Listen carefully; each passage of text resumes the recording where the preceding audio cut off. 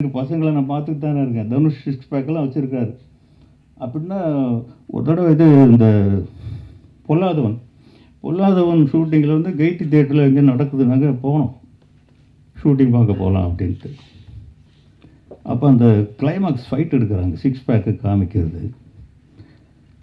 ஒரு ஷாட்டு முடிச்சுட்டு ஓடி வந்து அப்படியே மல்லக்கப்படுத்து இந்த தூக்கி அந்த வேர்வை சிந்தி மறுபடியும் ஷாட் எடுங்கிறாங்க. ஓடுறான், வயிறு எரிஞ்சிருச்சுங்க. பெத்த பிள்ளை இவ்வளோ டார்ச்சர் பண்ணியாட நம்ம நடிக்க வைக்கிறோம் அப்படின்னு.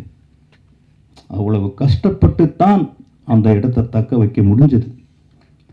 அது மாதிரி நீ எவ்வளோ கஷ்டப்பட்டு போய் எனக்கு தெரியல, அதை விட்டுறாது. அதுதான் கேபிட்டல் ஒன்றுக்கு. சிவகுமார் அடிக்கடி சொல்வார், நடிகனுக்கு உடம்பு தாண்டா முதலீடு அப்படின்னு.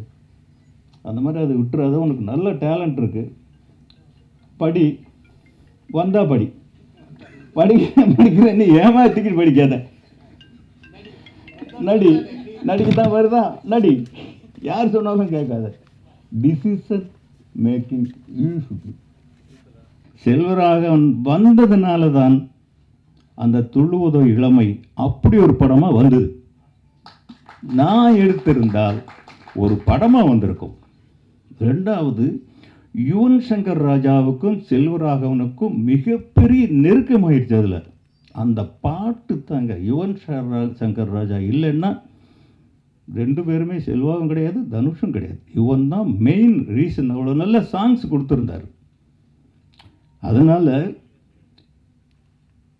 நம்ம பிள்ளை என்ன, இவன் யார் அப்படின்னு தீர்மானிக்கிற கடமை, பொறுப்பு, தலையெழுத்து எல்லாமே நமக்கு தான் இருக்கு.